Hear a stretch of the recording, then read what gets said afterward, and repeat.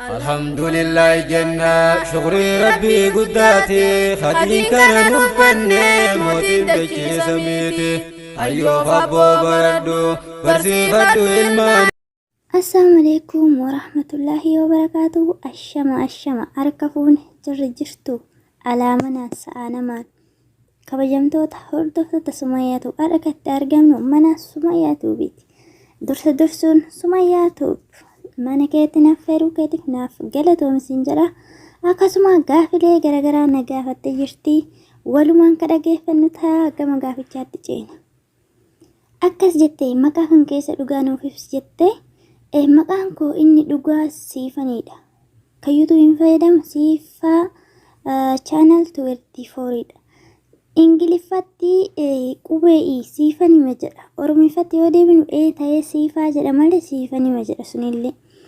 Kanaafi gaafiin tokkoffaan kana itti darbuudhaan ati nama akkamiiti jecha tokkoon of ibsi jechuun amalarraa immoo bifa koorraa.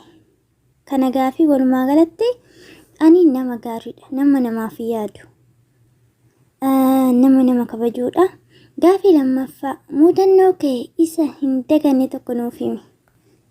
Muudannoon koo kan hin irraanfanne mana barumsaa sa'aatii dabarsee dhaqee hulaa dhiisee dallaba jalaan hulluuqee seene barsiisatti barrii rukutee seene. Deddeebi'ee nan sobe waan ta'eef barsiisan eenyu si hayyaman jedhe wardiyaan na hayyamee jedhe. Eegasii qabee wardiyaa bira na fide eegasii anis iyyuun argine jedheen. Bakka yaanii barsiisan na adabee muudannoo koo kan irraanfanne tokko kana. Gaafii sadaffaa yeroo mana barumsaa barattu namni jaalala si gaafatee beeka yookaan xalayaa si ergee beeka ati hoo akkamiin simatti? Yoo natti hin baay'isne resuma yaa waan na gaafatteef si deebisa.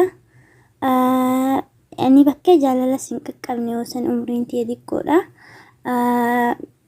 Yaani jechuun mana barumsaa keessa hin turreani. Xalayaan yaani gizee sanittuyyuu yaanaaf barreessan garuu xalayaa sani wanni cireetti deebisa malee wanni simadhee deebiseef hin jiru. Gama gaafii arfaffaatitti ceena. Osoo aartistii Oromootti heerumi jedhanii eenyutti heerumta? Soorii kun immoo kuni jaalallee hiyyaa wanna dhabsiisa. Edaa osoo kana an jedhe edaati isa heerumuu feetaa isatti heeruminaan Sumayyaa wannu lolchiisuuf deemtama maal jechuudha. Osoo dirqama ta'ee garuu maaliif jennaan aartistiin tokko waan beekumtii argate bichaaf yookaan inni eega beekumtii argate qabeenya qaba jechaaf kanaaf hin jaaladhu soorii. Anillee qoonqatii kanatti hin bareenne malee ka'ee wallisee beekumtii numa argadha. Waan inni waan oromummaaf yookaan sirba jaalalaa tahii sirba qabsoo tahii waan inni kana wallisee beekumtii sammuu isaatiif jaalatan malee waan inni nama biratti beekumtii argateef hin jaaladhu. Innaa osoo dirqama ta'ee madiree nutti heeruun xayyiboon hin jaalatin waan jaaladhe. Osoo dirqama ta'ee sunaniif aadamitti heeruma. Gaafii shanaffaa addunyaa kanarraa maal jibbita? Maal jaalatta? Wallah addunyaa kanarraa kan jibbu hiyyummaa, kijiba, gandummaa wal qoqqoodu kana jibba dhugaa rabbi.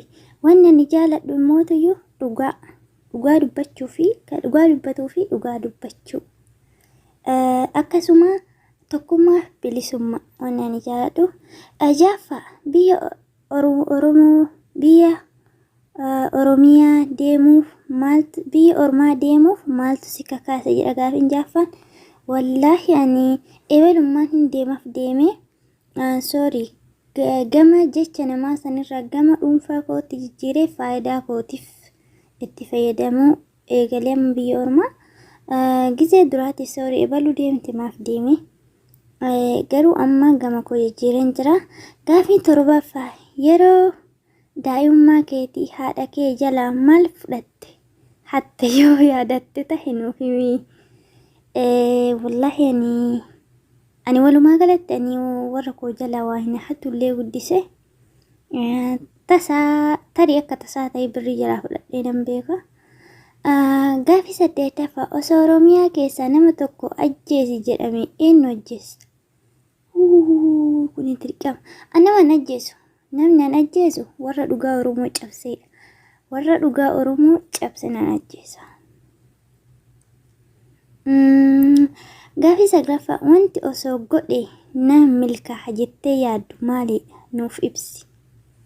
Wanni tokko xiyyeeffannaan nan hojjedha jettee yoo kaate sammuu kee keessa shakkii yoo galchite irratti hojjechuu eegalte naaf milkaa'u naaf hin milkaa'u wanni akkasii karaa dheeraa nama oofu iyyuu si jammir tokkoffaa jechuu karaa dheeraa nama hin oofu waan tokko irratti yoo nan hojjedha jedhee ka'e nan milkaa'a jedheetuma hojima kamiiyyuu haa ta'u nan milkaa'a jedheetuma itti fufa malee sammuu tiyya keessa waa lama qabadhee hin adeemu kana.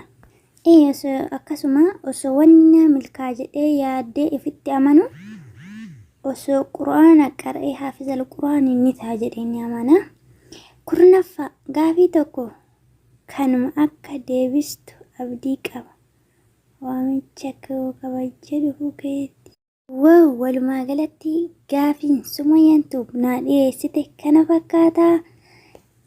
Ani yoo na baruu feetan siifaa channel 24 dha maqaa kiyya isiniif ibsee jira. Mana koo dhuftanii like subscribe share gochuun na jajjabeessaa isiniin jedha. Obboleettii teenya Sumayyaa bira dhaabbadhaa jajjabeessaa.